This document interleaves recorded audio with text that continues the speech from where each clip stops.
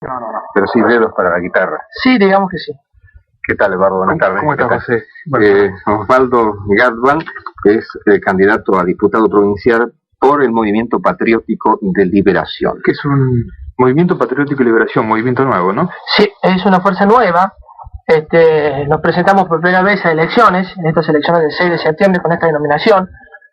Algunos de los miembros del Movimiento Patriótico de Liberación éramos los militantes del Frente de Izquierda Popular, sí, que decidió su disolución para aportar a la constitución de este Movimiento Patriótico de Liberación. Éramos antes, algunos de nosotros, militantes del Frente de Izquierda Popular, como es el caso concreto del presidente del partido, Jorge Abelardo Ramos. ¿Qué lugar ocupa en la plataforma de ustedes el tema educativo, que es casualmente lo que... Bueno, el tema educativo ocupa en nuestra plataforma y en la lucha constante del partido y de la corriente ideológica que fue la corriente de la izquierda nacional, un lugar preponderante.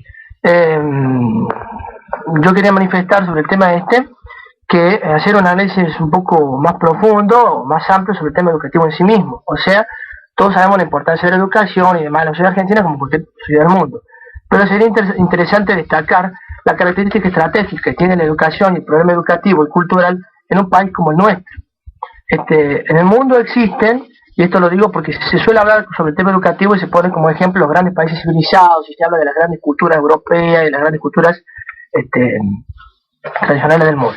Pero hay que marcar lo siguiente, y dividir el mundo, el mundo no se divide en sí mismo entre países cultos y países incultos, sino lo que divide el mundo es entre países centrales, países desarrollados y países dependientes, países semicoloniales. ¿Y cómo estamos nosotros ahí en este lado? Bueno, nosotros estamos lamentablemente desde hace tiempo en el grupo de los segundos, en el grupo de los países semicoloniales, en los cuales el papel de la cultura cumple un rol central.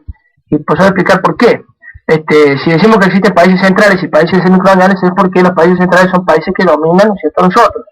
En el colonialismo tradicional, que es lo que ocurría hasta hace 40 años en el mundo, ya sabemos que el mapa del mundo estaba pintado por pocos colores. Eran los países, los 20 repúblicas de la América Latina y después 5 o 6 colores que era la distribución de los grandes imperios. Los grandes imperios de la tierra, como era en el caso de Inglaterra o Francia o la misma Alemania, garantizaban su dominio sobre los pueblos de Asia, de África, o bueno, incluso el caso mismo de algunas colonias de América, por el uso de la fuerza. Sus tanques eran la garantía de su dominio.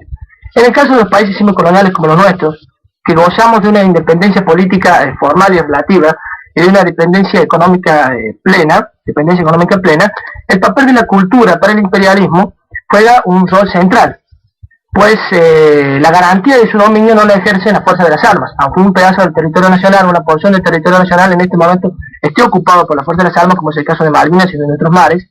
El imperialismo ha desarrollado en el país y en los países de América Latina, los países semicoloniales, una política de garantizar su hegemonía por medio de la cultura y de la difusión con la colaboración de los sectores denominados cultos o de las élites de los países de América Latina, cultura satélite, digamos así como apéndice de la cultura de los países llamados civilizados del mundo central. ¿No decir, Galdón, que en la propuesta educativa del MPL ustedes cambiarían, modificarían, impondrían una nueva doctrina filosófica en la pedagogía? Pondríamos la vieja doctrina, que era